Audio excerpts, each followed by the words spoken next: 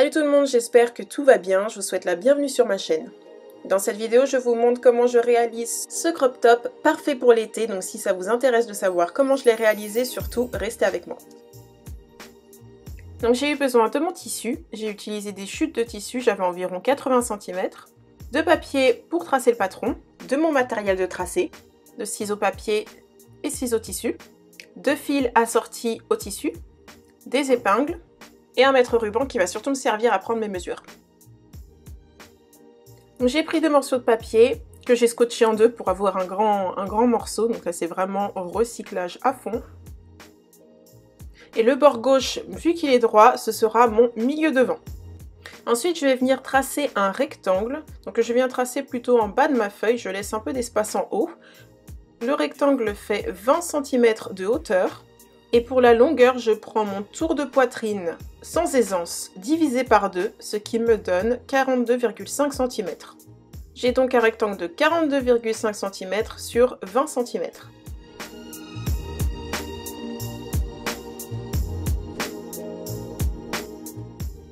Je vais ensuite diviser ce rectangle en 2 dans la longueur, donc je le divise en son milieu et je trace un trait. Ce trait va correspondre à la ligne de côté, j'ai donc mon milieu devant à gauche, ma ligne de côté au milieu et mon milieu dos à droite. À 2 cm du haut de mon rectangle, je viens tracer une droite horizontale à l'intérieur du rectangle. Donc cette ligne va correspondre à ma ligne de poitrine, je note la lettre P. Et justement, depuis cette ligne de poitrine, je viens marquer un point à 17 cm au-dessus et sur le milieu devant, donc au bord de ma feuille. Je vais maintenant pouvoir tracer un trait pour relier la ligne de côté à ce point que je viens tout juste de marquer. Et voici ce que ça donne. Maintenant, je vais mesurer mon écart poitrine, c'est-à-dire la distance entre les deux tétons.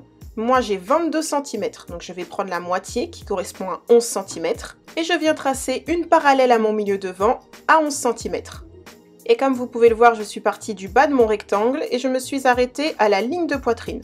Et au lieu de continuer tout droit en haut, je vais venir dessiner une petite diagonale comme ceci, jusqu'au bord de mon triangle. Et je vais construire des pinces sur les 2 lignes donc, que je viens de tracer. Sur la diagonale, je viens construire une passe de 3 cm, donc je mets 1,5 cm de chaque côté. Et je trace le triangle de ma pince jusqu'à ma ligne de poitrine, comme ceci. Je fais exactement la même chose en bas, j'enlève 1,5 cm de chaque côté et je relie tout jusqu'à la ligne de poitrine. Et là, ça me fait une petite pointe au niveau de la ligne de poitrine, c'est pas très beau, donc en fait je vais juste tracer une ligne un petit peu plus arrondie, tout simplement comme ça. Je vais ensuite arrondir au ciseau après quand je vais couper. Donc sur ma ligne de côté et en bas de mon rectangle, je vais également retirer 2 cm, donc de chaque côté de ma ligne de côté. Et je relie ces 2 points jusqu'en haut de mon rectangle.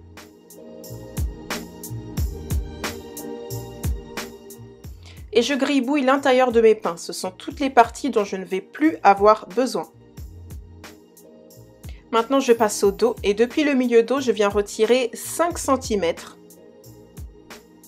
Et dans le dos, le bas, en fait, je ne veux pas qu'il soit droit, je veux qu'il soit légèrement en oblique. Donc je retire 3 cm en hauteur, uniquement au niveau du milieu dos, et je viens retracer le bas en diagonale depuis le côté comme ceci. Je gribouille ensuite toutes les parties dont je ne vais plus avoir besoin. Et avant de tout couper, je vais m'occuper de la pince, donc qui est en diagonale sur la partie du devant. Donc je coupe à quelques centimètres du bord, ce qui va me permettre de plier et fermer ma pince comme ceci. Donc je plie un de mes côtés de pince et je viens le rabattre sur l'autre côté. Et comme vous pouvez le voir, lorsque ma pince est fermée, les lignes ne correspondent plus, ce qui ne va pas, donc il va falloir y remédier. Et je vais tout simplement redessiner une ligne droite, donc depuis le milieu devant jusqu'à la ligne de côté, je vais tout droit.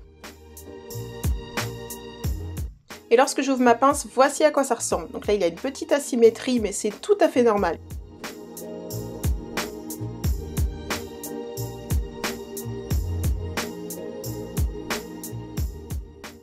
Je vais maintenant pouvoir découper mes éléments et les séparer.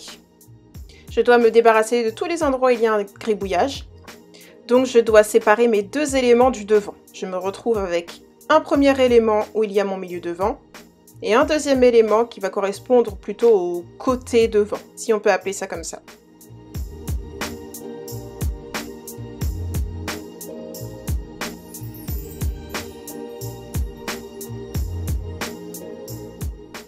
voici les éléments dont je vais avoir besoin, 2 éléments pour le devant et 1 élément pour le dos. Et comme je vous ai dit, recyclage à fond, donc j'utilise des chutes de tissu, j'utilise une matière en lin et viscose. Et donc je vais prendre le premier élément, là où il y a le milieu devant, et je vais le placer sur le pli du tissu. Je mets quelques épingles, puis j'ajoute 1 cm de valeur de couture tout autour, c'est-à-dire au côté, en bas et le long de l'encolure. Je peux ensuite couper mon élément, mais par contre j'ai fait une petite erreur, j'ai noté qu'il fallait le couper 4 fois sur le patronage, je ne sais pas si on peut voir, mais vu que je l'ai coupé au pli, il ne me faut pas 4 éléments mais bien 2. Donc je viens replacer mon premier élément que j'ai coupé sur le tissu de la même manière au pli, et je découpe autour pour avoir un autre morceau. Je passe ensuite au second élément du devant. Je le place sur le tissu, toujours plié en deux, et je rajoute 1 cm de valeur de couture tout autour. Celui-ci, je ne l'ai pas placé au pli. J'ai rajouté mes valeurs de couture, je peux enfin couper. Ensuite, je le replace à nouveau sur le tissu pour en découper une autre paire.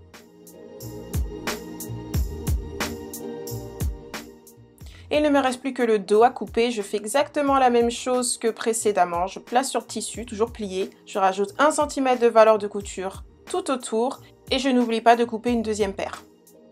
Une fois que c'est fait, je vais prendre le reste du tissu qui me reste et je vais venir couper des bandes dans le biais, donc c'est-à-dire dans la diagonale du tissu. Ces bandes vont me servir à faire la bretelle, le grand lien qui va venir se placer dans le dos pour pouvoir nouer mon top. Donc je trace plusieurs bandes de 3 cm de largeur et j'en trace le plus possible. Ensuite, je peux les découper. Et voilà à quoi ça ressemble pour le moment.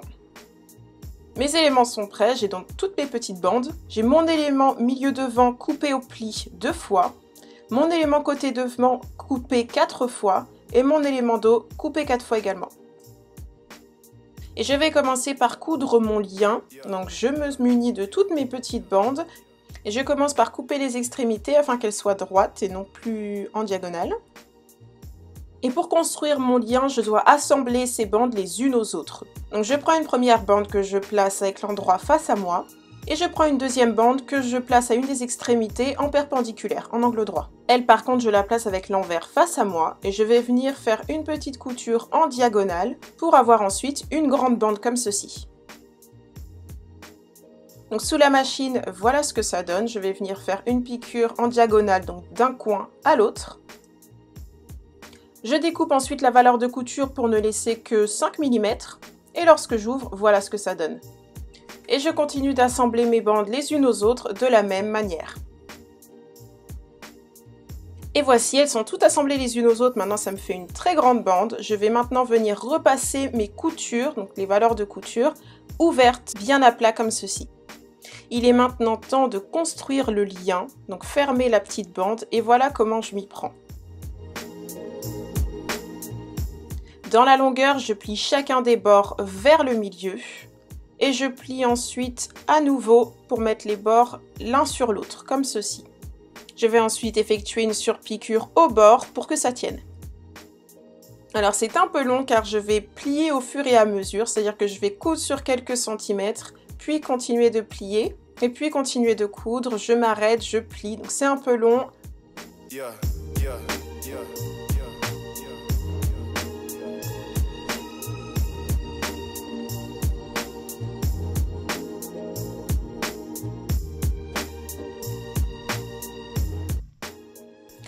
J'ai enfin fini de coudre mon lien, donc voilà ce que ça donne, et en tout j'avais environ 2,30 m de longueur. Donc comme je vous ai dit, j'avais environ 2,30 m de lien, mais maintenant je vais vous montrer une astuce pour gagner plusieurs centimètres lorsque vous coupez un lien justement dans le biais. Le biais est le sens du tissu le plus élastique, le plus stretch et qui se détend vraiment facilement. Donc lorsque vous passez de la vapeur et que vous tirez sur votre lien, vous gagnez plusieurs centimètres. Donc là, j'ai fini par avoir environ 3 mètres de lien, juste en le repassant, tout en tirant dessus. Donc mon super lien est prêt, je vais pouvoir le mettre de côté et prendre mes éléments pour pouvoir les assembler ensemble. Je commence par prendre un des deux éléments du milieu devant, donc ceux que j'avais coupés au pli. Je l'ouvre et je place l'endroit face à moi. Et je prends également les deuxièmes éléments du devant, donc juste une paire que je place endroit contre endroit de chaque côté pour avoir mon élément devant en entier. J'ajoute quelques épingles et je peux ensuite assembler le tout à 1 cm du bord.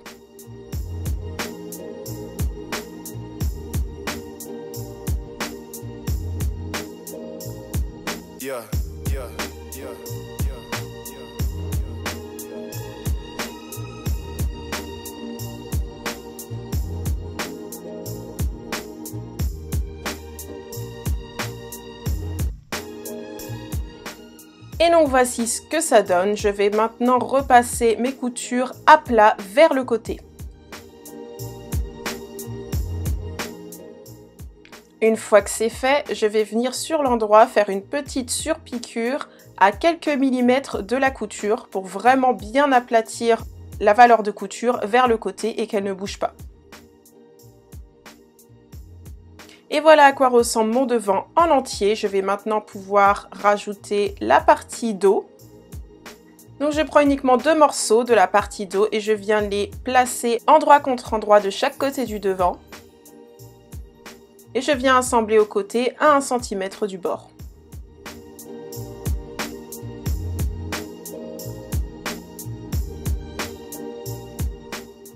Tous mes éléments sont assemblés, voilà à quoi ressemble mon top en entier. J'en ai profité pour repasser les coutures bien ouvertes à plat. Et avec les éléments qu'il me reste, je fais exactement la même chose. Et je me retrouve donc avec 2 tops identiques comme ceci. Et pour l'instant, je n'en garde qu'un seul, je mets l'autre de côté et je prends mon lien. Donc je vais utiliser quelques centimètres sur mon lien pour faire les passants, c'est-à-dire les endroits où je vais faire passer mon lien pour pouvoir le nouer autour de mon corps. Donc je commence par le passant qui va se trouver au niveau du cou. Donc ce que je fais, c'est plier mon lien sur quelques centimètres pour créer une boucle et je le place au sommet mais vers le bas, vers le vêtement. Donc j'ai estimé avoir besoin d'une petite bande de 5 cm, donc c'est ce que j'ai fait, j'ai coupé sur 5 cm. Donc à nouveau, je le plie en deux comme ceci. Je le place au sommet en direction du vêtement et je mets une épingle pour le maintenir en place. Maintenant, je retourne mon top pour mettre les passants dans le dos. Je vais en placer 3 de chaque côté. Donc je vais couper la même longueur que j'ai coupé précédemment, c'est-à-dire 5 cm. Et je découpe donc 6 bandes. Donc je vais faire un côté à la fois. Je commence par mesurer pour savoir où se trouve le milieu. Je vais placer le premier passant au milieu. Et à nouveau, je crée une boucle vers l'intérieur du vêtement. Mais cette fois-ci, je ne mets pas les extrémités l'une sur l'autre. Je les mets bien l'une à côté de l'autre, bien à plat, pour pas qu'il y ait trop d'épaisseur lorsque je vais coudre. Donc je fais un petit zoom pour placer la deuxième. Donc je l'ai placée à 3 cm du bord. J'ai trouvé que c'était un peu bas. En fait, j'aurais dû le placer tout simplement à 1 cm juste en dessous de la valeur de couture. Et donc voilà, je place bien à plat les extrémités comme ceci et j'épingle. Et pour le dernier, de la même manière, à 3 cm du bord, je viens placer mon passant vers l'intérieur du vêtement comme ceci. Je fais enfin passer à l'autre côté. Une fois que tout est épinglé, je vais faire une petite surpiqûre à 5 mm du bord, juste pour les maintenir en place et me débarrasser des épingles. Et voici ce que ça donne, tout est bien maintenu. Je vais maintenant pouvoir prendre l'autre morceau et placer le tout l'un sur l'autre, endroit contre endroit. Je vais ensuite assembler tout autour à 1 cm, tout en laissant une petite ouverture en bas pour pouvoir le retourner sur l'endroit ensuite. Et arrivé au niveau de la pointe, je vais tout simplement planter mon aiguille et pivoter pour continuer ma couture de l'autre côté.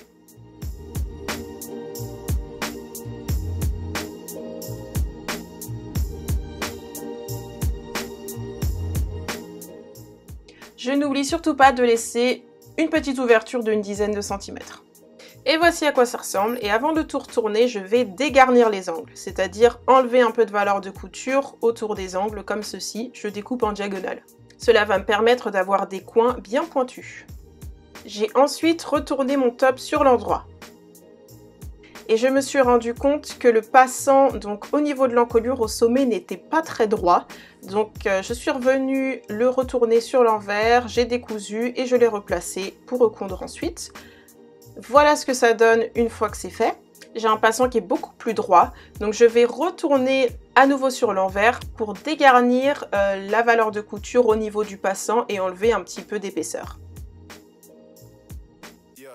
Ça y est, tout me semble ok, donc je peux retourner le tout sur l'endroit et je vais utiliser un critérium, évidemment sans la mine, pour pousser au niveau des angles afin d'avoir des angles bien pointus et jolis.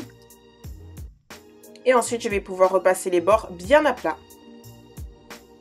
Et voilà à quoi ça ressemble une fois que c'est bien repassé. Il me reste la petite ouverture. J'ai bien repassé également les valeurs de couture à l'intérieur.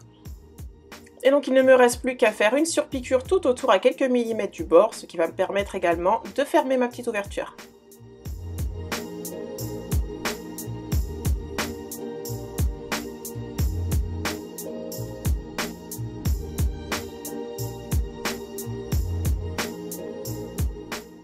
J'ai terminé ma surpiqûre au bord de mon top, voilà à quoi ça ressemble.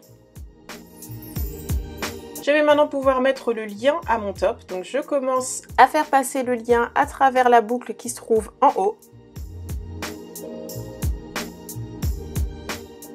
Et ensuite je vais tout simplement passer chaque côté de mon lien à travers les passants dans le dos en les croisant.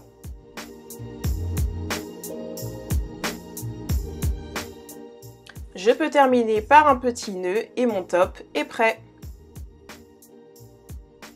Et voici le résultat. Je suis vraiment contente de ce que ça donne. J'ai un beau petit top pour cet été.